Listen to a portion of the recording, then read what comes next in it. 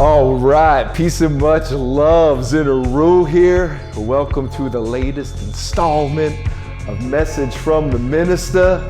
And this week's message from the Minista is How to Define You, Part 2. How to Define You, Part 2.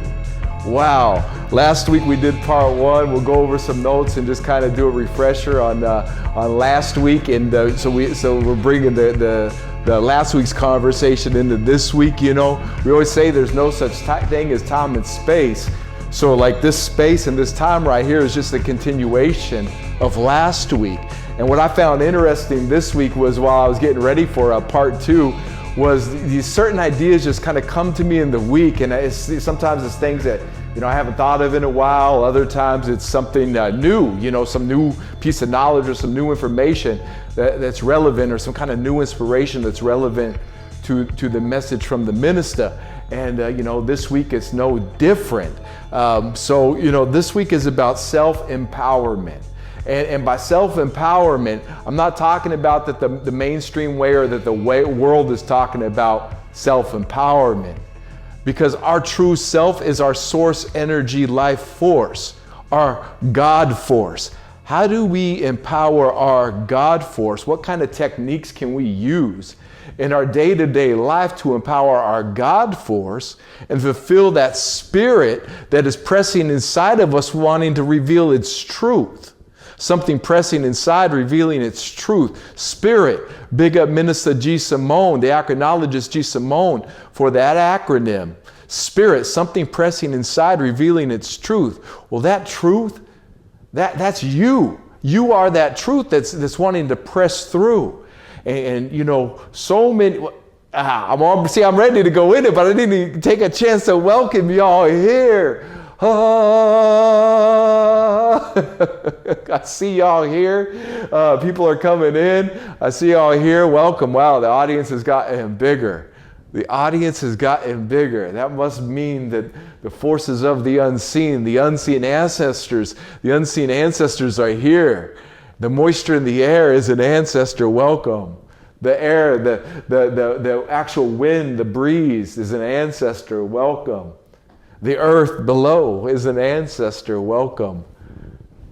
These beautiful quartz crystals are ancestors. This plant is an ancestor. Welcome. And to everybody who I'm an ancestor of in the future, who we are ancestors of in the future, welcome. Because, in this digital format, I don't know how long these things are going to last. I don't know, but they say, and I don't believe nothing they say, that that these digital formats can last forever. But they cutting down, and they censoring people, and they, who knows what the future holds. And hopefully somebody's taking some time. I know I've got all of these on a hard drive. I put them all in a file. And if anybody wants to mail me a what do you call it, stick, a little, you see how old I am? I could say Walkman, a little USB stick, why am I having trouble with this word? A little flash drive, that's what it is, a little flash drive. If you want to send me a flash drive, probably you'll have to contact me in a direct personal message, whether or below, on the YouTube page or whatever. If you want to send me a flash drive, I'll put all of these on a flash drive for you. I'd just like to have people have these out there in other formats than just on YouTube, because to me, I don't just do this for those few people who are listening to me on a weekly basis. Of course, I do it for you the most, but also for the future generations who are looking back and asking, what was hip hop doing in 2021? And especially, what is the spiritual movement of hip hop in 2021? And even what's the movement of Minister Zin Uru in 2021? So, I wanted to say, welcome this ancestor right here to Martin Luther King. We honor you, and we appreciate you and everything you stood for. And this week, I didn't even bring it here with me today, but you left a mighty message. And I want to put that part of the message into what I'm teaching today. So thank you for that, King. Thank you for that word. You know, a while back, right about when this thing was going on, this whole thing that the world is experiencing right now, because I don't like to give it the name that the mainstream does. So I just call it this event that we're experiencing right now, that we've been experiencing since 2020. And, you know, there was, we were in Washington, D.C. I was helping Son One. I was filming Minister Son One's video. And we were out in Washington, D.C. And I was literally standing on the steps, on the same place where Martin Luther King was standing when he delivered I Have a Dream. And there was a moment there where I knew he could feel me and I could feel him. And the reason I bring this up is because our ancestors are realer than we know. Because we've been colonized and conditioned to put things into certain compartments. So when I say Martin Luther King is here with us now, or Bruce Lee is here with us now, or Bob Marley is here with us now, there's no ghost here. There's not a ghost haunting us. There's a spirit here. Their breath is one with our breath. Our breath is one with their breath. The conscious awareness of what they meant and what their spirit signature was to us and who we are today. I don't know where I'd be in life without Martin Luther King or Bruce Lee or Bob Marley. I don't. These were, because we can read the ancient texts, and you know, Jesus growing up was my hero and still is, but you know, reading about Bruce Lee inspired me for the time I was living in as well. It covered a certain area of self-defense, you know. I'm 5'9", about 155 pounds. I'm not a small dude, but I ain't a big dude. And when I was growing up, I was a little skinny guy, right? And, you know, people wanted to fight. And so I learned how to, you know, defend myself based on watching Bruce Lee as a kid. I got inspired watching Bruce Lee as a kid and wanted to find out about Kung Fu and Karate and, you know, about the martial arts and the martial arts lifestyle.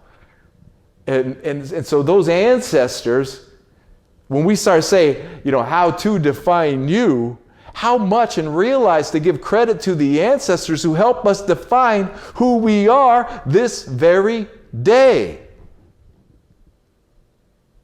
The way that Martin Luther King restructured the consciousness of people to see things, and the way his voice spoke and reverberates throughout time and space, changing the very structure of reality itself.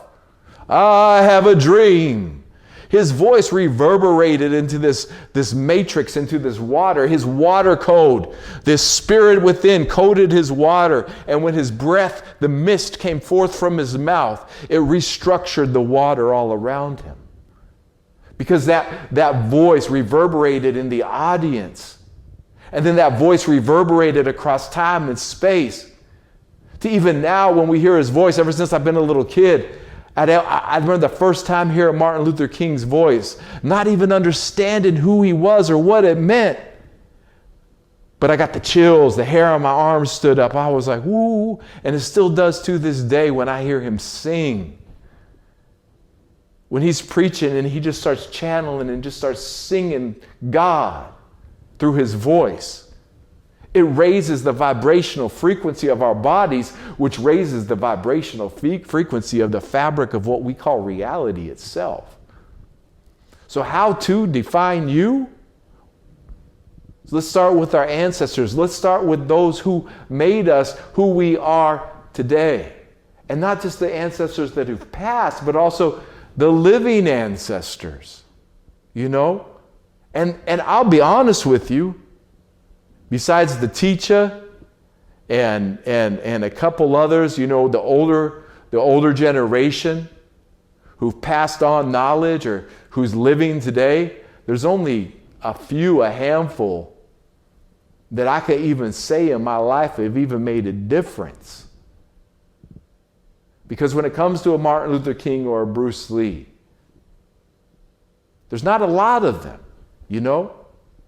But their inspiration changes everybody. So it's like, I just said there's not a lot of them because there's only one Bruce Lee, but there's like billions of Bruce Lees on the planet right now, on Earth, the realm of Earth right now. There's like billions of Bruce Lees because Bruce Lee has influenced at least 1 billion people, if not more. All over the earth, grew up on his movies, inspired to learn how to defend oneself and how to move, and the philosophies of the Tao and Zen, and you know, the potential of the human body, the potential of the human mind, the potential of the human spirit. How many have been touched by Bob Marley's music? There's only one Bob Marley, but there's billions of Bob Marleys. Because everyone who's touched by his music, who reverberates that music, who sings the song of the music, they're the living spirit. We're the living spirit of those who've gone before us, who we resonate with. So how to define you? Who do you resonate with? What do you resonate with? How do you resonate with it?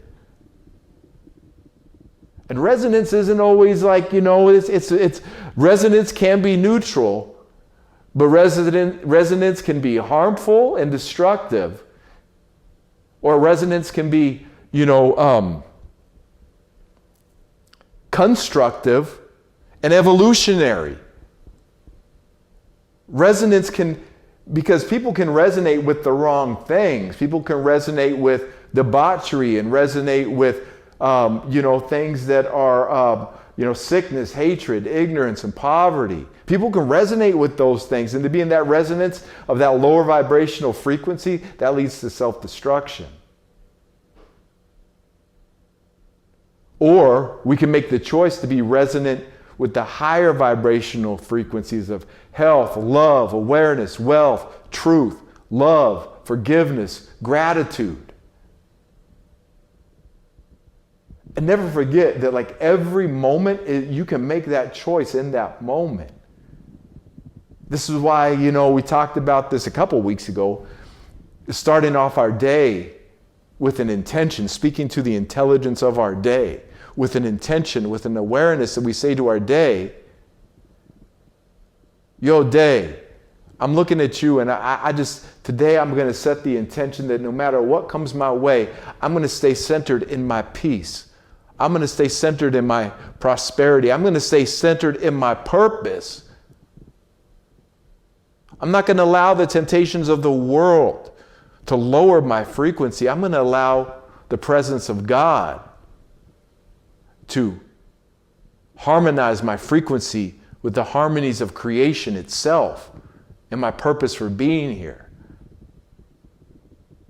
You see how the difference of perspective works? And it's always a choice. If you start feeling negative, say, I choose to feel positive in this space right now. I choose to feel the light of God in this space right now. I choose to be the truth in this space right now. I choose to be in resonance with God right now. And if you say that, like God's gonna try and strike chords in you. God's going to test you to see where you're at, to see if we are worthy of who we say we are. God is always going to test us to see if we are worthy of who we say we are. Bruce Lee got tested to see if he was worthy of who he said he was. Martin Luther King got tested to see if he was worthy of who he said he was. Yeshua, the Christ, was tested to see if he was worthy of being who he said he was. That's why people don't really, that's why this channel doesn't grow. I don't tickle, this channel grows a little bit, but I don't tickle the ears of people with things that they want to hear to just condone where they're at in life and to try and make some kind of spiritual fluffery to make them just feel okay with being stuck in the matrix, stuck in whatever they're stuck in. And I'm not coming here saying I'm some enlightened on this path and holy and no, I'm not saying that either. Because I know the truth though of spirituality, that God is real. And this life is about that test. It's about to test the authenticity of our soul. This life is about testing the authenticity of our spirit and who our spirit says we are and who our soul says we are and who we reverberate with. What a great teaching tool this realm is. What a great event this is to participate in. You know, there's so much confusion. But the Babylon system, it only works on confusion. Confusion for like this new world order. Confusion is like the oil of their machine. So when people aren't confused anymore about who they are, who we are, their machine just stops. It's going to freeze. The hope he prophesied, one day this whole machine is going to freeze.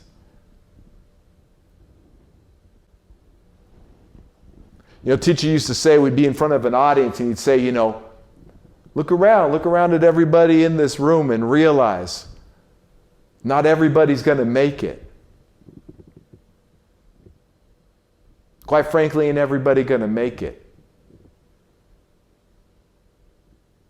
You know, the Georgia Guidestones say like they want to knock out, like Google the Georgia Guidestones, and they want to keep the earth at a population of like 10% of what it is right now. So the Georgia Guidestones are saying that 90% of human life must end to restore and keep the balance of earth. I'm not making it up. That's what they say. They're wrong. They're liars. They're thieves. They're cheaters. Their birthright is failure.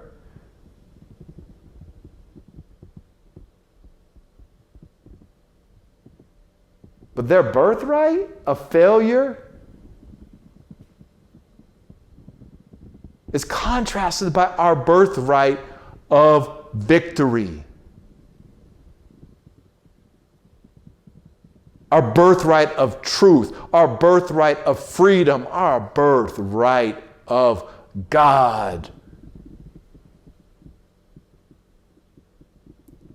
How to define you?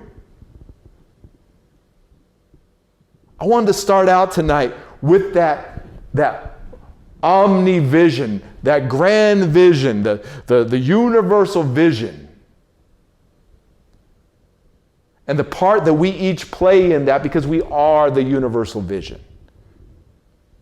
And now let's take that universal vision now and put it into our practical metaphysics, our practical day-to-day living. Last week we talked about the power of our name. When we speak our name, do we have authority in our name? Do we have confidence in our name? Does our name resonate when we speak our name? When I say Zin Uru, does it resonate with people? Do I have confidence? Can you see when I say my name, Zin Uru? Can you see my body language and hear my voice? When you say your name, does it empower you? Or when you say your name, does it keep you kind of neutral, kind of chill? Or does your name weaken you? Because some people will say, yo, my name is Barney. You know, I'm Barney. Hey. You know? It's funny. Barney Fife. I used to watch this show, a black and white show. I'm sure everybody's seen it, called The Andy Griffith Show. And there was this hilarious character played by a guy named Don Knotts, named Barney Fife. And he was like this small town sheriff. He was a skinny little dude, but when he said his name, Deputy Fife, on duty, he had this attitude. He had this like charisma about him that empowered his character, right? Same thing. You know, we play characters, but we go to the word character, like what kind of character do you have? Not a character in a movie, but what kind of character do we go forward in life with? One of empowerment, one that people can trust, or one of weakness and one that people can't trust and believe. There's a lot more of those the weakened ones who people can't trust, and the afraid ones who have to puff up and pretend that they got this and that, and the narcissists. There's a lot more of them than there are the real ones out there who are really hip to their hop, know why they move, know who they are, know why they do what they do, and know where they're going, and know what they plan on doing, and what they plan on doing about what's going on in the world. So your name, how do you call yourself into existence? That was step number 1. There's 9 steps. We're going to be reading 3 through 9 tonight. Step number 2 that we talked about last week also was, be mindful of what we say. Not just mindful of it, but change the way we speak. Do we walk around, I can't, I don't know, oh man, I hate that, shit, nothing ever works out for me, oh man, everybody's against me, boo-hoo me, poor me, pity, the little pity party me. People walking around their little pity party all the time. Now, a lot of people are in between. We're going to these extremes here, and there's everything in between those extremes. But when we start saying, I will do that, or, oh man, I don't know, but I'm learning, I'm growing, I'm being perfected, I know my purpose, I know why I move, I'm hip to my hop.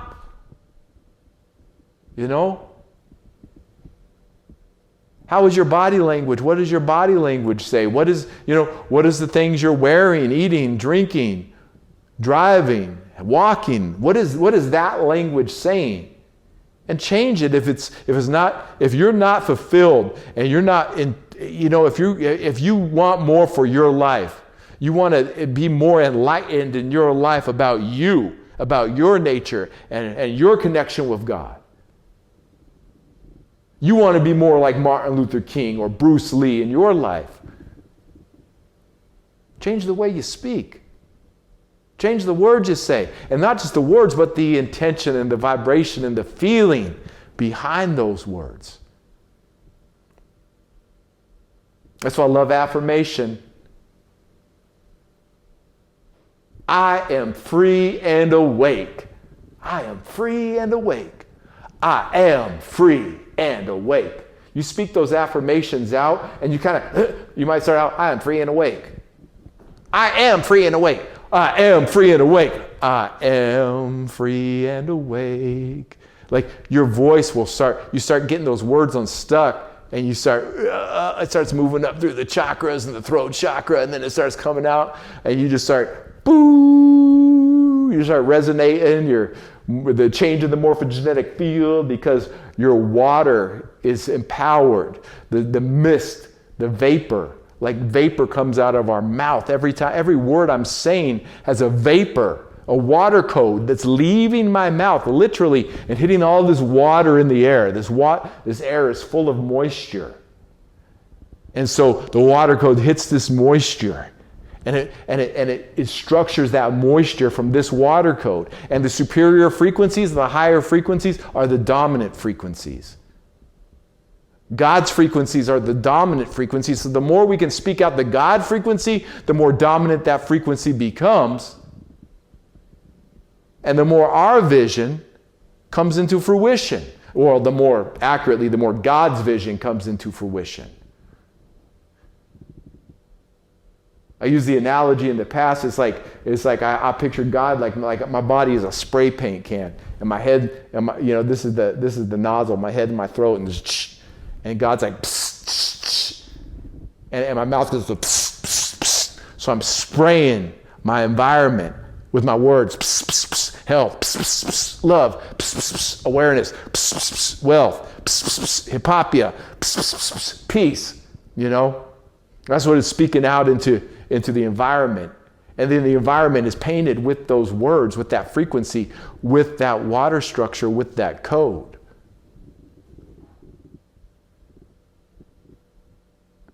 This is high-level physics and high-level metaphysics.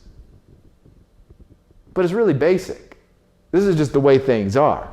We just weren't taught this. We just weren't shown this. This is things that we have the joy of uncovering. Let's pop the definitions up here real quick of define. Hopefully they're still up on my computer from last week. I believe they are. Yes, define. Okay.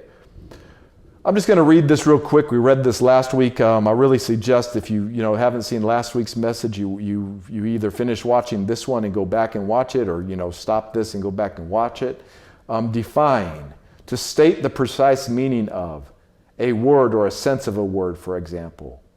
To state the precise meaning of you.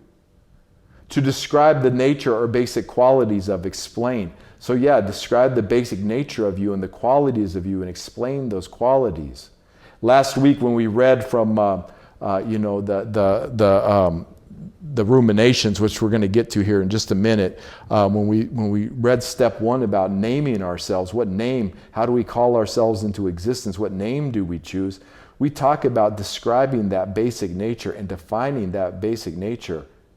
We put attributes, we put up a picture of ourselves when we name ourselves, and we put up the attributes that fit that name. Definition number 2A, to delineate the outline of a form. That's like to define the hills. We talked about last week about how Run DMC is defined. You can just see their silhouette and know who each one is in the group and know it's the group Run DMC. And you probably hear their music in your head just by seeing their silhouette outlined. 2B, to specify distinctively. What makes you unique? That's the distinction. What makes you unique? What makes you you? When you define you, what do you specifically and distinctly makes you? Definition number 3, to serve, to distinguish, to characterize. To characterize, check that out, my nobility. You are giving yourself a character. You are giving yourself a character, a noble character. Give yourself the character of truth, of peace, of joy, of love, of thanks, of forgiveness. Give yourself that character. And here we go, to make or write a definition. That's part of the defining. So write and make that definition of you. Put that picture up of you with your name and make or write a definition of who you are. Put those higher attributes into that. Just wanted to go over those real quick. So we got some reading to do tonight. And ruminations. The original one, the landscaping one, where I had to sit on it in an old, beat-up, dirty truck. As I learned to outthink my environment and put these metaphysics to use, that changed my life, completely changed my life. This is a newer copy. I realized I was treating this, not as bad as this copy, but I've been using this copy and reading it, and I haven't written in it yet, but Adonis did, so that's dope. Get KRS-One to sign it, get the teacher to sign it. But this ruminations right here, I'm going to be reading from this one because I want to start taking better care of this. Somebody told me they saw one for like $800. So, man, that's a collector's item. I'm not saying that anybody should take a PDF file and put it up online, but if it's up there and we have access to it, wouldn't that be great? To be able to read ruminations online if it's not up there already, because it's such good knowledge and such valuable knowledge, and it really needs to be updated and reprinted and put back out in the public. But I did want to say this too. Does anybody know, and if there isn't one, somebody should create this, but I'm sure that somebody's already thought of this if I've thought of it, a scanning tool or a phone app that you can use and scan written word, like typed word, like I could scan ruminations and then it would turn it into a Word file, like just by scanning it, not taking a picture of it and just having to look at the photo or the scan of the actual page. But is there a tool that can turn, like I could just scan this book with the tool and it would make like a Word file of this book. It would be able to recognize all the words in the book, and then it would make a Word file that could be read or copied and pasted, or So if somebody knows of that tool, that's dope. And if nobody knows of that tool, somebody needs to invent that tool quick. If I had the skills, I'd be doing it, because that's a money maker right there. But, let's go through steps. Let's see, what do we got? We got steps 3, 4, 5, 6, 7, 8, and 9. And let's put them up here. I'll put them up on the screen, and you should write these down too. Step 1, name yourself. Step 2, be mindful. Change how you speak. Step 3, know your life's purpose. These are what we're getting to this week. Step 3, know your life's purpose. Step 4, set reasonable goals. Step 5, give your talents freely. That's charity. Step number 6, forgiveness. Perform forgiveness. Step number 7, be mindful of who is around you. Step number 8, be willing to be advised. Step number 9, believe in yourself. Just put those up there on the screen, because you might want to take notes and or screenshots of this book, or hopefully there is something floating around that you could specifically read these. And this was from the chapter called it's called Urban Inspirational Metaphysics, the Second Avenue. The third step. And we talk about this every week. If I would say anything, message from the Minista is the third step. I got all these steps in here over and over again, but third step, this is it. Know your life purpose and master the skills that fulfill that purpose. In life, few things are more important than knowing what your purpose is. Everyone is born with a purpose and a talent that fulfills that purpose. Search your heart. Your life purpose and natural talent are already with you. Likewise, the tools to achieve success with your natural talent in life are also already with you. See that, my nobility? Your life purpose and natural talents are already with you. You don't got to go somewhere else to look for the promised land. The promised land is with you. You ain't got to go looking somewhere else for God. God is with you. God may lead you to other places. God may lead you to other knowledge. But I will tell you this, God is with you now, my nobility. Your purpose is with you now. Your natural talent is already with you. And likewise, the tools to achieve success with your natural talent in life are also already with you. Look around your own environment for what you need to fulfill your purpose. However, whether you know your life purpose or whether you are still searching for your life purpose, one way to achieve your life purpose is to assist someone else in the realization of theirs. The more you help others, the more you shall help yourself. Even if you know your purpose, give assistance to someone who is already doing what you were born to do. Not only will it sharpen your skill, but also, if you are still searching for your purpose in life, giving assistance to the fulfillment of someone else's purpose will move you closer to finding yours. That's the third step, my nobility. Know your purpose. It is already with you. Fourth step. This one goes these 3, 4, and 5 go together. And we'll pause after 5 before we get to 6, but 3, 4, and 5 go together. The fourth step. Once you know your life purpose and natural born talent, set a realistic goal for yourself. Write it down and refer to it as often as possible. See, imagine, visualize, envision, etc. yourself doing your goal successfully. Read about your goal. Prepare for your goal. If your goal requires travel, prepare for that travel now. Do not say, I'm going to travel the world, and then fail to study world culture.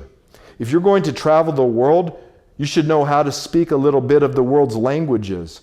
You should be accustomed to the foods of the world, as well as the clothing and customs of world culture.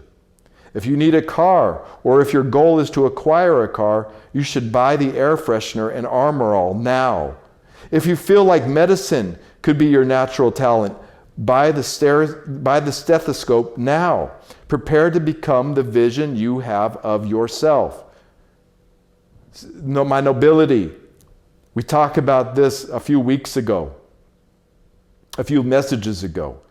And so interesting because that armor all, I didn't even realize until reading this again this week, is that armor all for the car freshener. I read that before I even got the lesson from Teacher in person.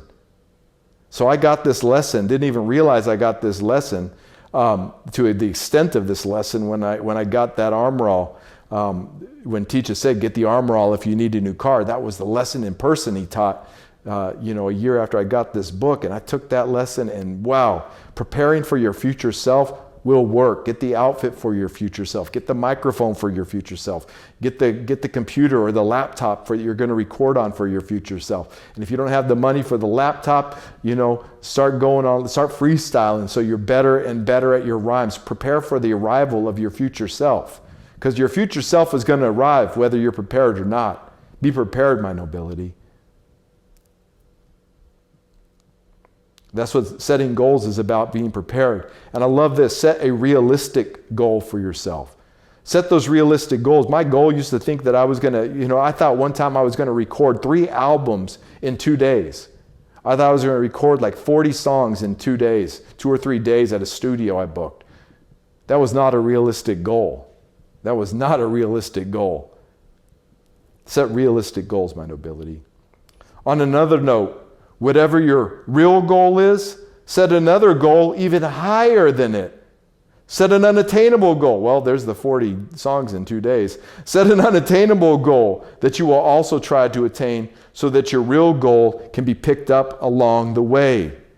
If you desire $1 million, you should be thinking about making $10 million, especially for tax purposes. If your goal is to acquire a good paying job, you should be thinking about running the whole corporation. Think past your real goals so that they can be reached along the way during the process of attaining an even higher goal. So important, my nobility. So important. Because you set an unattainable goal, you'll pick up all those goals on the way, and eventually you will attain the unattainable. 5th step, give your talents freely. This is perform in the gospel of hip hop. If you wanted to read perform charity, this is it. Give your talents freely. Give of your talents so that others may see the extent of your self-worth. Too often those that are in need of opportunity say, I'm not doing this or that unless I get paid. People like this either never get to where they want to be in life, or they get there through great and unnecessary hardship and difficulty. The first thing some of the biggest corporations do to introduce their product to the public is give away free samples. This is a classic and very successful technique to get people interested in what you are all about. If you must be paid for everything you do, you won't be doing much of anything. In this case, it may be your need for money that oppresses you. On the contrary, if you use your talents to relieve human suffering, you shall create a demand that shall eventually get you paid. In addition, the ability to truly give without looking for anything in return protects the giver from being robbed or stolen from. It is impossible to steal from someone who freely gives. Those that can give hardly ever suffer a loss. In addition, it is charity that truly strengthens a person's self-esteem and confidence. If you feel helpless, you can reverse this feeling by being helpful. By helping others, you ultimately help yourself.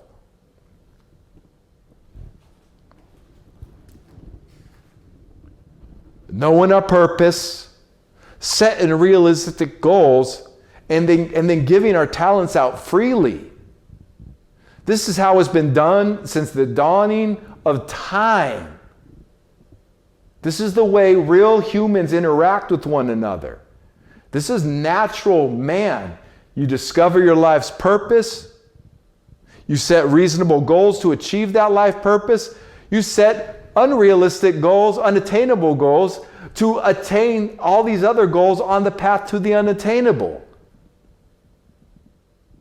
And then you give freely of your gifts to help relieve human suffering is the ultimate. And if you're listening to Message from the Minista, your purpose includes the relief of human suffering. I guarantee it. Like people who got a life purpose like Jay-Z, they ain't listening to Message from the Minister. Maybe they will. Dope. Maybe they glean something from this. Dope. But this is for the Martin Luther Kings and the Bruce Lees out there. You know? You've got something inside of you. You've got that purpose, which is with you now. We just read that. Your life purpose is with you now. Your natural gifts are with you now. You may not know them. You may not even know what your natural gifts are, but you'll be drawn to them, and most of us know what they are. We have an aha or an awareness moment. I remember the first time I rapped, it was like I knew I was an MC my whole life. I ever sang in a punk band with my brother, I never clicked in. I never fit in that world. It was never my purpose to be that. But as soon as I wrote my first rhyme and got in my first cipher, even when I was fumbling around in my first cipher, that was it. It just started clicking. My purpose was there. I realized I'm an MC. And then I would set unrealistic goals, unattainable goals, but then I would attain others on the way. It's kind of funny, I set the unattainable goal of 40 songs in 2 days, but I got like 10 songs done. And I used like 7 of them, right? So I was pushing it hard, but I got 7 songs done in a 2-day period at a studio I was paying for. 7 songs, that's a lot in 2 days. But I had set these unattainable goals, but I picked up the smaller goals along the way. So set those goals for yourself. And imagine and visualize yourself on that path, on that way, and be mindful of what those goals require. Make sure those goals are in alignment with your purpose. That's why you define your purpose, then set the goals based on your purpose. Not what you want. Your purpose may have nothing to do with what you want. Okay? Talk about when I've overindulged in the world, and it actually was too much weight to carry on my purpose. Once I started letting go of those things that I didn't need in my life, my purpose became more clear and easier to define and live. And the goals that I set, I achieved. Now I just achieved. You're just getting this rhythm of those goals. And then giving it out freely, especially for the relief of human suffering. I mean, that's the purpose of these videos, is to help relieve human suffering. I give these out freely. Now, there's a donation link below. I don't shout it out every week. If people really, feel this, if you find this information valuable to you or helpful to you in any way, throw me $10, $100, whatever it is. hiphopcultureinfo at gmail.com. The PayPal link's below. I appreciate the donations people have given me. It may not be a lot of money, quote unquote, but it's a lot of spirit money. It's like the wealth of spirit. It's like the riches of heaven. So you might give yourself out freely, and then God provides for you in other ways. God will bring a business opportunity your way that will help you fulfill your life purpose and may even be in alignment with your life purpose. Because remember, don't limit yourself to your own human understanding and your own limited knowledge that you have access to. God can bring opportunities that you could have never visualized into your life, but you want to be ready for those opportunities when God brings them in. God's going to take you on a path that you never even, while you're studying all what it means, you're studying everything, what it means about a certain subject, and the secrets of the universe are starting to unlock for you.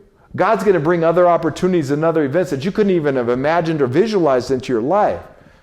That's even where creative visualization has a limit. That's why we surrender to the limitless of God. Let's continue. The 6th step.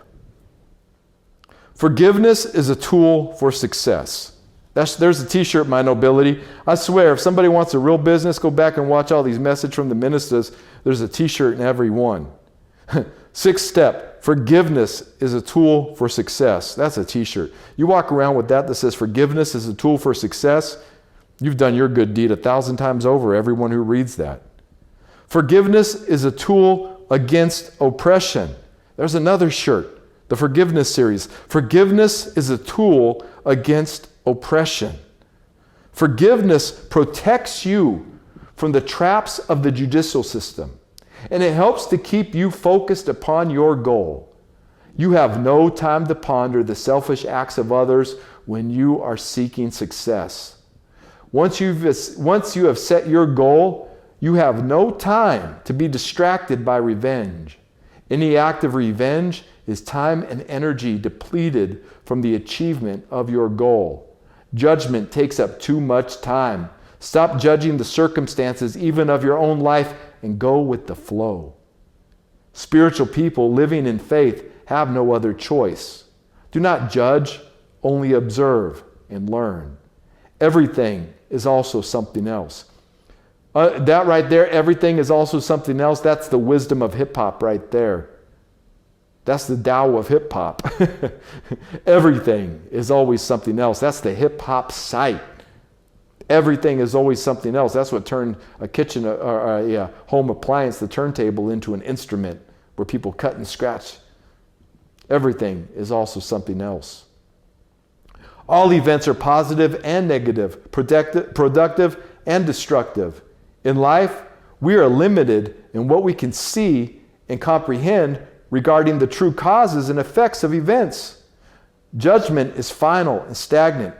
Forgiveness and observation are fluid and free. Do not judge yourself or others. You may find that what you thought was wrong may turn out to be not only the very event needed to achieve your goal, but also a very necessary part of your development. No matter how hideous the transgression against you, it is still you that must engage such acts in revenge. To even ponder injustice is an act of revenge that not only injures oneself in return for what one has suffered, but if all actions originate from thought, the pondering of injustice is the beginning of revenge. Even in the instance of rape, to ponder the injustice is to continue the rape. Yes, the rapist should pay for such a selfish act, but your act of forgiveness not only protects you from the continuation of the rape caused by the playing of the incident over and over in your mind or heart, but the ability to forgive reestablishes your authority over your body. This is not to insinuate that we should turn our backs on crime or not acknowledge when injustice and selfishness are in our midst. It is simply not allowing such injustice or selfishness to affect our sense of righteousness and peace. We must fight injustice without becoming unjust. We must fight selfishness without becoming selfish. It is like cleaning up without becoming dirty. This is a superhuman act, one that is reserved for the godlike. And just pause that there, because sometimes it's not saying that we don't express, like when injustice is done to us and we hurt, we need a friend. We need somebody who cares about, so we can say, yo, man, she did me so dirty.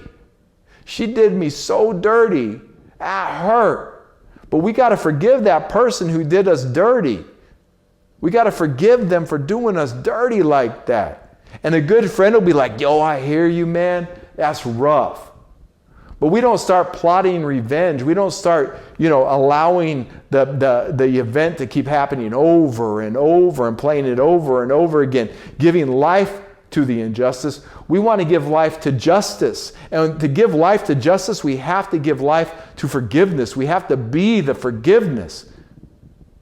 So that act that was caused to hurt us actually ended up empowering us. People are going to do some selfish things to you in life, especially on the spiritual path, especially when you're on your purpose. People are going to be very selfish to you. You're going to have to learn to let go and let God. Yes, acknowledge when injustice is done. We speak out against injustice, But when we forgive, we give space to justice. And we want to be mindful of revengeful thinking or just playing it over in our head and the pain, because we attach to the pain. A lot of people are depressed because they've attached to their pain body. Well, the pain body is temporary. And when we feel the pain and we express it and be like, yo, especially when we got somebody we can express it to, and if we don't, we can express it to God. Yo, God, that hurt. Oh, man, that pain. Oh, man, it's pain. I don't even know how to forgive him. I'm willing to forgive him, though. I'm willing to forgive that injustice, God. I ain't even asking you to do nothing. I don't like the way I feel about this. It hurt. It hurt, but I'm willing to forgive them. I'm willing to heal from this. I'm willing. And God hears that and knows that and empowers that.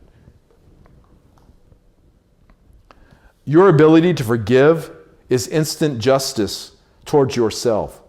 Such an act of forgiving and not pondering for too long the injustice is a superhuman act that proves your spiritual and mental strength.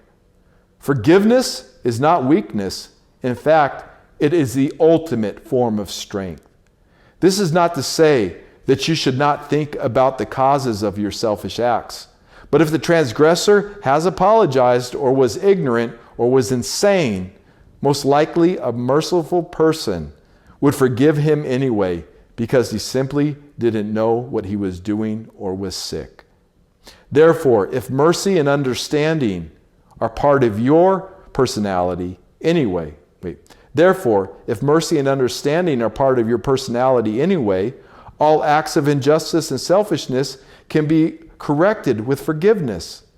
The question is, what kind of person are you? You may say that you are a merciful person, but are you? You may say that you are spiritually advanced, but are you? Such questions can only be answered by your responses to evil.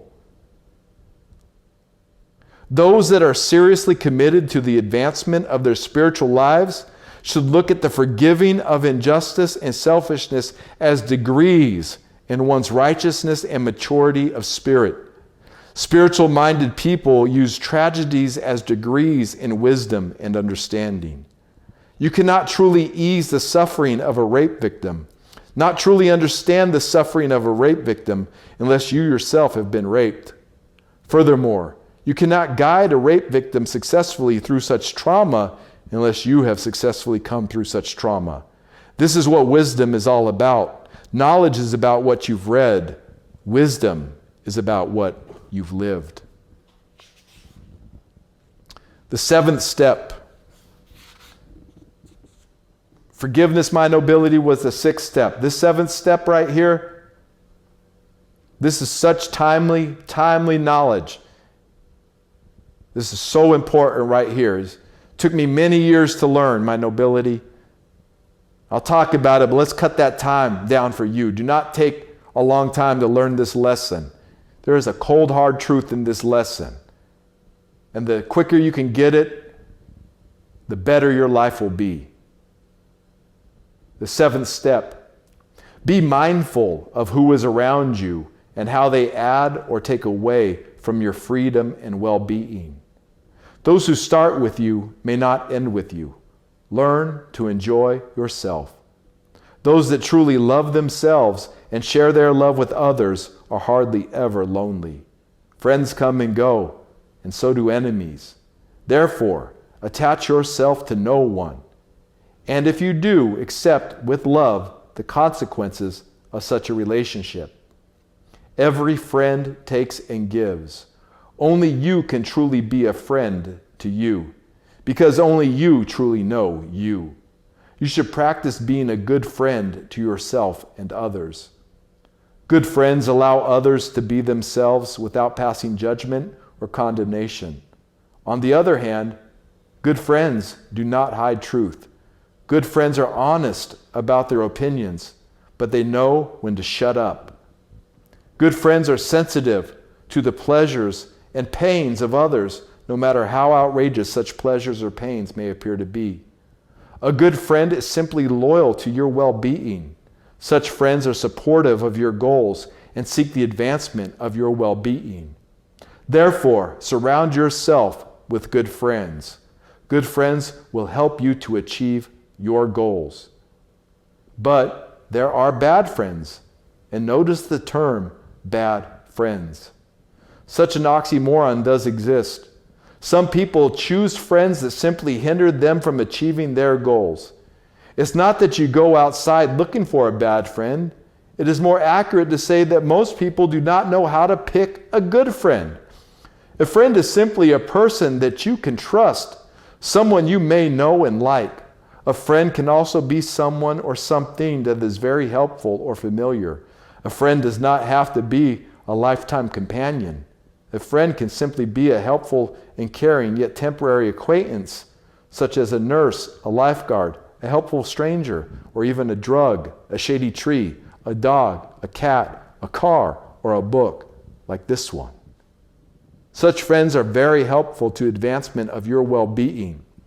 But then there are bad friends. The nurse who jams a needle insensitively into your arm. A lifeguard that pays more attention to naked bodies than to you drowning. A helpful stranger that drops your groceries down 2 flights of stairs, or even a drug with adverse effects. A shady tree that hides a hostile beehive. A dog that bites your children. A cat that continuously pees in your bed. A car that won't start. A bland and boring book, unlike this one. Such friends hinder the advancement of your well-being. They are not enemies. They do not dislike you or inherently want to injure or attack you. It is just that their actions are counterproductive to the achievement of your goals and the advancement of your well-being. Such friends, bad friends, are the most difficult kinds of people to know, simply because most of us love our bad friends. Some of us are married to bad friends. Some of us give birth to bad friends. Some of us work with bad friends. Some of us were raised by bad friends. Most people have bad friends, and most people are oppressed by their bad friends. However, when it comes to the achievement of your goals, it is you that must lead your bad friends, not allow your bad friends to lead you. Sometimes, out of love, you must outsmart your unsupportive and doubtful bad friends. Through your good friend example, eventually you will show your bad friends how to be good friends. On the other hand, some bad friends are beyond rehabilitation. In this instance, you must make the difficult decision to disassociate yourself with them. This too can be a superhuman act, especially when it is someone you love.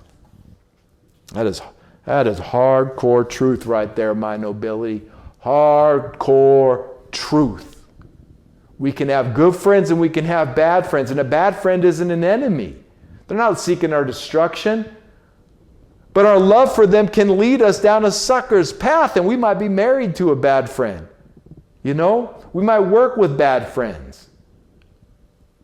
Those bad friends, like when you're focused on your purpose, I need to write my album, I need to work on my record, I need to do this. And they're over here, yo man, we going out drinking tonight, you coming? And you love that person and you love drinking with them, but you're like, no, I got this to do. And they're like, oh man, you ain't, where you been? You don't ever hang out with us no more, man. You bugging, man. You know, and you got to make that decision. You got to hurt their feelings, and their feelings are going to get hurt. I had to do it with a lot of my old friends. When I became Minista Zin Uru, a lot of my old friends left my life. When I became Zin Uru, a lot of them did. I've made new friends. I've learned how to make good friends over time. But it's been through trial and error, right? And I still got some bad friends, but I got good friends too. And the superhuman act is to be a good friend. And you know, if you're married to a bad friend, you're going to need to eventually break up with that bad friend if they can't become a good friend. It's physics. It's physics. You can only keep pulling people with you or keep pulling them up so long. But they've got to realize their own empowerment. They've got to realize their own purpose too. Tough lessons, but strengthening. They strengthen you. They're needed lessons, especially for these times. Especially for these times.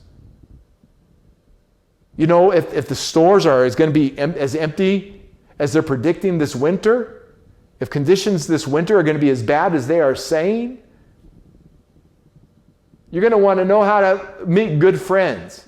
And remember, those good friends can be just a quick acquaintance. You're going to want to be able to be just drawn to the people in your life who are going to help you. You know? When I'd be out on tour at first, I had to make split decision seconds on who to trust. And sometimes I would trust the wrong person. I would trust the wrong person to drive me somewhere, and they'd get lost and I'd be late. So I had to learn to go with the flow, be a good friend in that environment, but also how to zero in on the good friends in the environment. And it's a sense. It's part of the seventh sense. It's a sense. It's an intuitive sense, but it's even beyond intuition. It's like a knowing. You start knowing who the good friends in your environment are going to be. Same thing with books. You know what books to grab when you're at the bookstore. You know songs to listen to when you're online. Songs can be the best friends anybody ever had, right? Our ancestors, like Martin Luther King is my best friend. Like Martin Luther King is such a good friend. Bruce Lee is my best friend. Bruce Lee is such a good friend. Such a good friend. Bob Marley is my best friend. Such a good friend. Jesus is my best friend. He knows it. Such a good friend. Word. Just have a couple more pages here. Right on. We're getting through this. Such good information here. Such solid metaphysics here, my nobility. 8th step. Be willing to be advised. Never think that you know it all. No matter how hurtful, truthful, or condemning the advice you are receiving may appear to feel, accept it and move on. Good advice can hurt or come as a total revelation. Good advice usually comes from a variety of unrelated sources that all say the same thing about you or to you. Do not become emotional over the criticisms others may have of you. Simply take the advice, learn from it, and try to add to yourself. You are who you are, and you know why you are the way you are. Criticism and advice are a good way to grow and mature. Such growth usually gets rid of the baggage slowing you up from achieving your goal. Yes, it is by questioning the truth that you learn more about what is truthful. And yes, it is lies and liars that do not want to be questioned. Oh boy, 2021. And yes, it is the lies and liars that do not want to be questioned. We're looking at you, United States government, right now. For they have something to hide or hold on to, or some ulterior motives. However, there does come a time when those who earnestly seek truth must submit themselves to the experience and wisdom of those that have gone before them. Once you've accepted a good friend, it is up to you to wrestle with the lessons, advice, and criticisms of such a friend. But to constantly question and debate everything your good friend says about you or your goal strategy only leads you into ignorance, insecurity, and doubt. At some point, love, trust, and respect must be shown to your good friend if you are to learn anything new at all. Again, surround yourself with good friends. Good friends give good advice, which ultimately helps you to achieve your goals. Be willing to be advised, my nobility, right? Like, take the advice of Martin Luther King. Take the advice of Bruce Lee. Take the advice of the experts that could be good friends who are giving you like dietary experts, like relationship coaching. I've watched this guy, read his book, Coach Corey Wayne, and it's funny, you watch his videos and he reads, people will tell him what happened on a date, or they'll tell him what happened in a relationship. And he just gets brutally honest. It's called brutal honesty because he's a coach, right? So he just breaks them down, and it sounds hard and it sounds rough. He's like, you're lying to yourself. You're ignoring the signs. But it's the kind of advice you need to hear. If you're lying to yourself, you need a good friend to tell you that you're lying to yourself, that you're deceiving yourself, right? You don't need a bad friend. A bad friend will be like, just let you do whatever it is you do without ever giving you no good advice. And it happens. And it's part of the sensitivity of these newer generations and all the everybody's becoming so sensitive, right? But like if you really committed to your path, you got to quit being so sensitive about what people's criticisms of you are. I've been criticized so many times. I just said, I'm immune to criticism. I'm immune to criticism.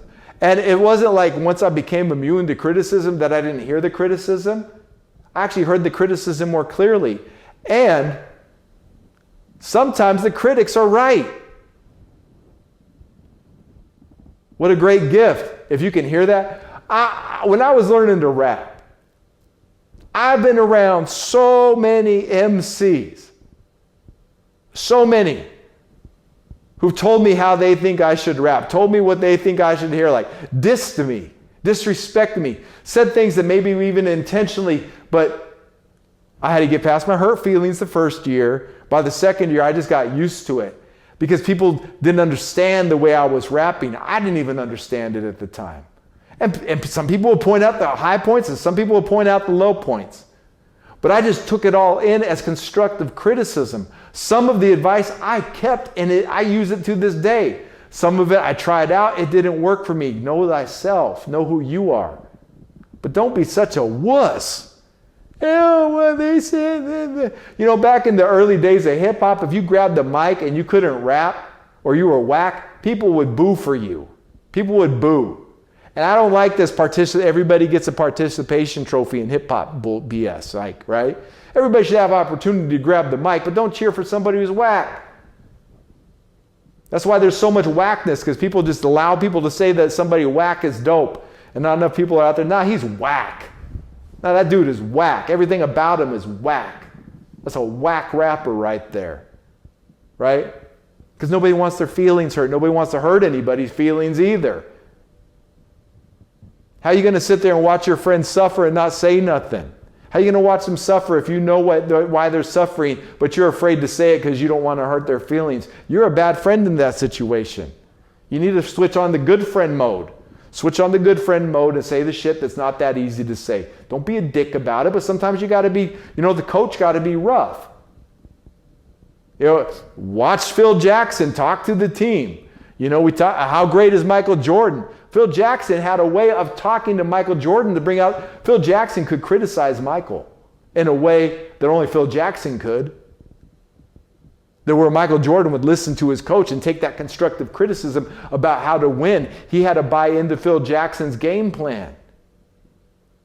He had to be convinced of that. He had to take, I got to be more of a facilitator. I've got to rely on these other aspects of my skills. I've got to rely on my teammates more. Coach is telling me I'm not relying on my teammates, and that's why we're not winning yet. Let's do that, right? Trust those around me. Let me trust John Paxson. John Paxson hits the three-pointer. Let me trust Steve Kerr. Steve Kerr hits the final shot, wins the game, right? That's because a coach stepped in and was a good friend to Michael Jordan. And Michael Jordan was able to achieve the goals he set for himself. Do you hear me? Do you hear me? Michael Jordan defined himself, defined his purpose, gave his purpose out freely. That's what he was saying. He gave his basketball skills freely in the beginning. People saw his talent and they wanted more of it. They wanted to pay him for it, right? So he went through all of these steps. He had good friends. He had bad friends. And then he listened to the coach. He heard what the coach had to say. And he took that in and he achieved his goals by listening to his coach, listening to his good friend. You will achieve your goals by listening to your good friend. My best friend, he says shit to me sometimes that could hurt somebody's feelings. But after I learned that, every time he's giving me those criticisms, I'm getting better. I'm getting stronger. My message is getting better. And they say iron sharpens iron, steel sharpens steel. Let your swords sharpen each other's swords as brothers, as sisters even. Let that be that, Why does everybody turn so weak, man? Wake up, my nobility. Be a good friend to yourself and draw those good friends into your life and listen to them and be ready to take advice and criticism. And be ready to give good advice and critique when needed. The 9th step. Here we go. Believe in yourself. Believe in your ability to overcome adversity and seemingly difficult challenges. Believe in your strength. Forgiveness proves your strength and your belief in yourself. Charity is a belief in yourself. Love is a belief in yourself. Believe in your righteousness and the righteousness of others. Believe in your talents. They are yours. No one can really believe in you, even if they say they do. Only you can believe in you. Once you believe in yourself, others will begin to believe in the abilities of yourself. Do not wait for someone else to believe in your talents. If it is you that must believe in you first, recognize your successes now.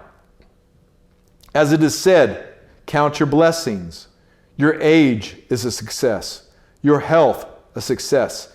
Even sickness proves that you are successfully sick. The fact that you are still alive is a success.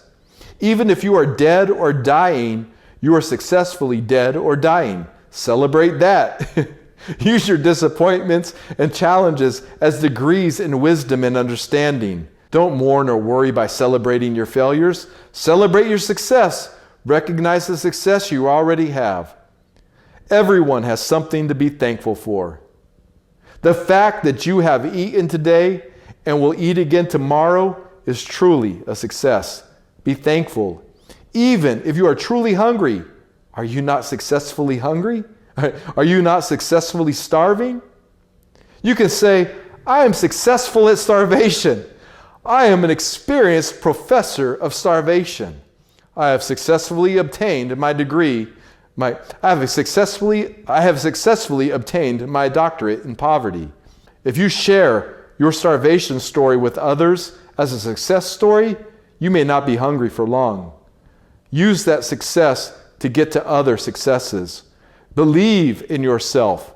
Reject the idea of failure and see success in everything. At the very least, be thankful for the little that you do have. Cherish and take care of the things you already have. Most of the time, it is the modification of what you already have that leads to further success. Believe in yourself. In addition to being successfully poor, if you have little money, the true reality is you never truly have absolutely nothing, anything. At no time are you really without something. The essence of life is so abundant and nurturing that you are always provided with something. There is always something. There is always some substance or foundation by which you have access to create or manipulate for your individual advancement. Even if it is just thought, you have that at your disposal to do whatever you wish. Even if it is just air, you have that to manipulate to your advantage. If you are naked, hungry, and shelterless, you may still have a voice. Even if you do not have a voice or sight or hearing, you have hands. And are these things not your true wealth? Without hands, you cannot even grab money. But even if you have no hands and you desire to grab and build money, could you not also do those with your mouth or with your toes? The point is, use what you already have. Even your disadvantages can be used to your advantage. If you equate your self-worth with external things, you degrade your very being. It is this style of thinking that is the true cause of poverty. The most important source of wealth is one's self, one's mind, one's hands, one's ears, one's eyes, one's voice, etc. Any of these instructions is priceless. Which one of these would you sell for compensation? How much is your eye worth? How much do you think you can get for your foot? How can you say, I am poor, when such priceless commodities hang from your very existence? Ignorant you may be, but poor you can never be.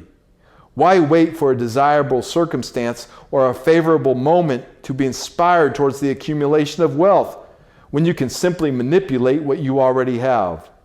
All of creation is at your disposal. Every created thing or event, even destruction, can be used to your advantage. You must learn how to manage and manipulate your perceived failures. Even failure must be created. This is why we say all things are a success. Everything is successfully what it is. In reality, there is no such a thing as failure or destruction. There is only success and creation. Creation cannot be destroyed because destruction is a creative act. People who say they have nothing actually deny the worth of their very existence and fail to comprehend the true meaning of life and living. In reality, there is only creation.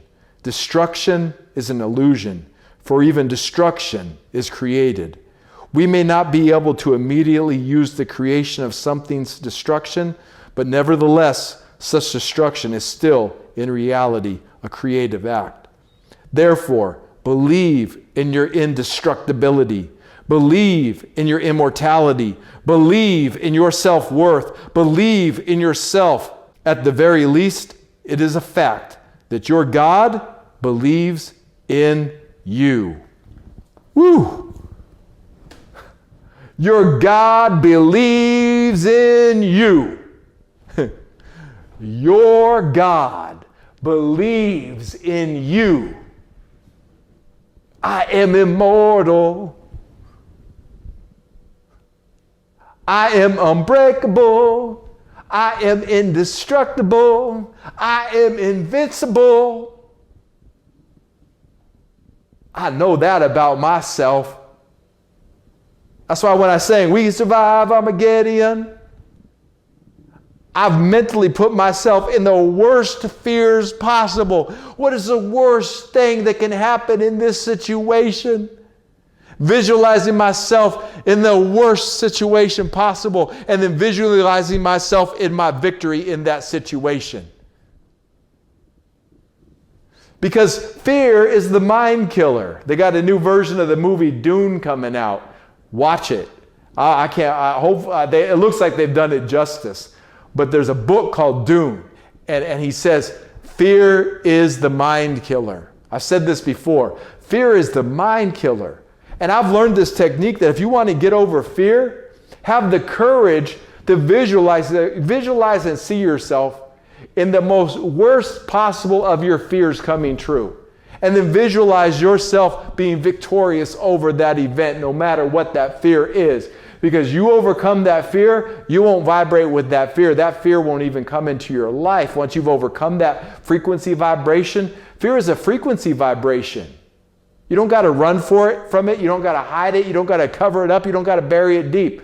You got to break on through to the other side of fear, because your promise is on the other side of the fear. Your promise is on the other side of your fear. So if we're afraid of losing this disastrous colonized system, we're never going to get to the promised land. See, our fear of losing this disastrous colonized system keeps us from the promised land. Hear me, my nobility. You are kept from the promised land because you are afraid of losing the colonized system.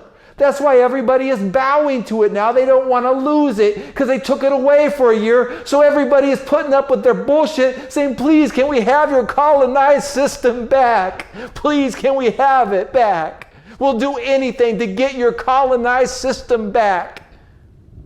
Not realizing that you got to get through that fear of losing the colonized system to arrive at the promised land.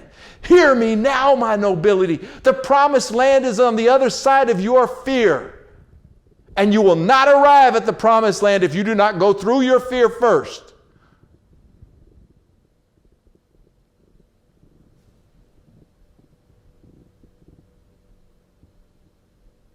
Eternal life is on the other side of death. Are you afraid of death? If somebody is afraid of death, they will never arrive at eternal life.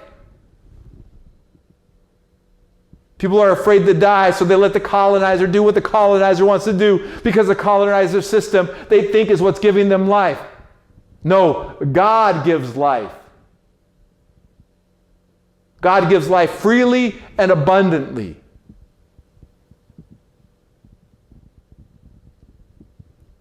There's no fear of the colonizer here. There's no fear of their system here. There's no fear of the collapse of the colonizer here. Because on the other side of that is the promised land. Are you who you say you are?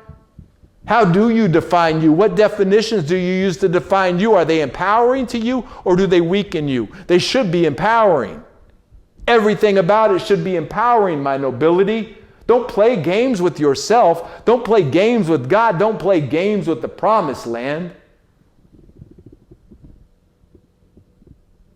When that fear comes, take it head on. Break right through that fear. Boom! Bruce Lee through that fear. Punch right through that fear. Knock that fear out. Chop the devil's fucking head off.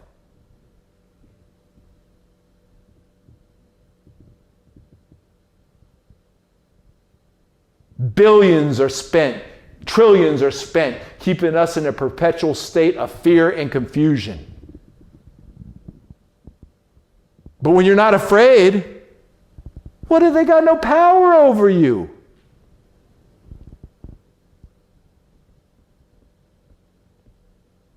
What's the ultimate fear? What, they just come crashing in here with machine guns? Fine, I am free. I am not even this body. I don't fear death. By releasing that and that affirmation, that's never going to happen. They're never going to come crashing in here with machine guns because I'm not afraid of it happening. I don't have to learn no lesson of that. Maybe I learned it in another lifetime. I don't know.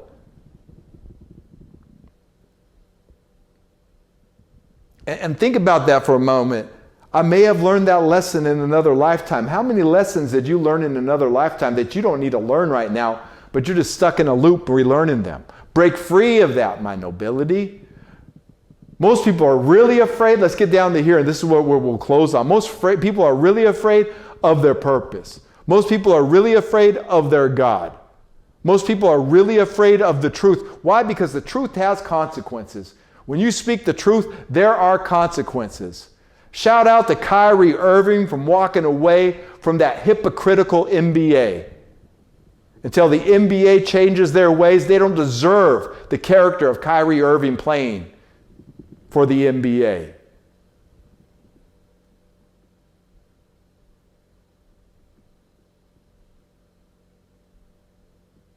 What kind of courage did Martin Luther King have to be jailed as many times as he was jailed and put into prison, with how often his life was threatened?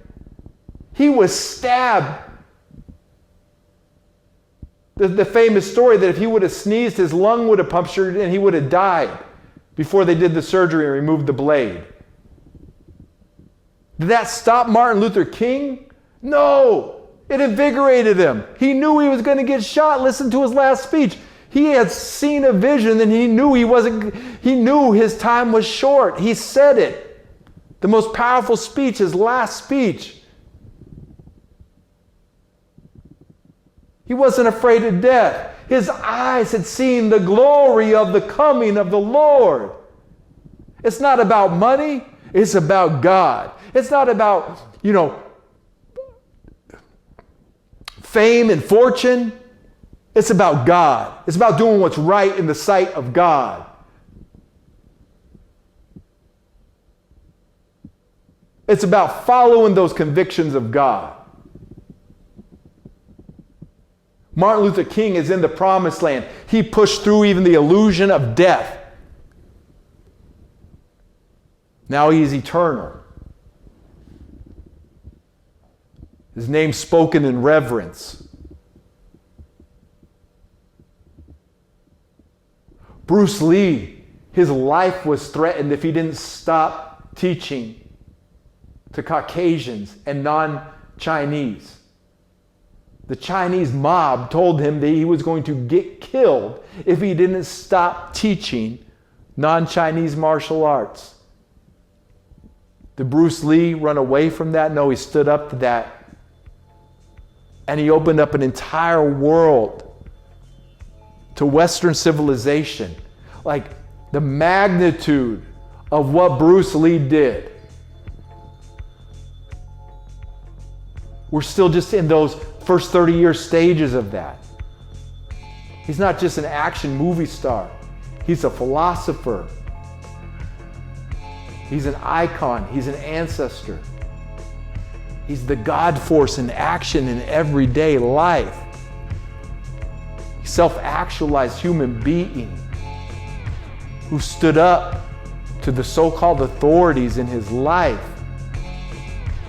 and followed his own convictions, followed that something pressing inside, revealing its truth. He followed that. If you're afraid of death, you're afraid of life.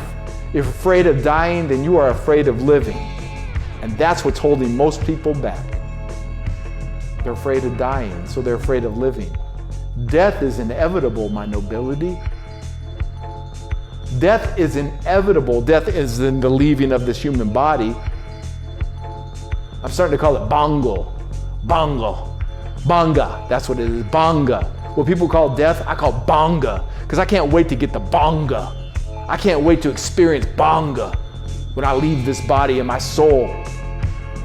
Banga.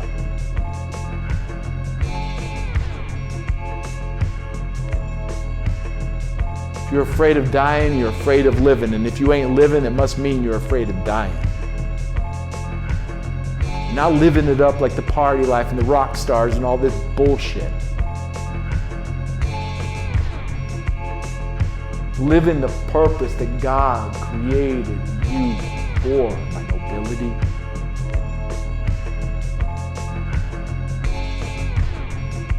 God believes in you, and there it is. Hip!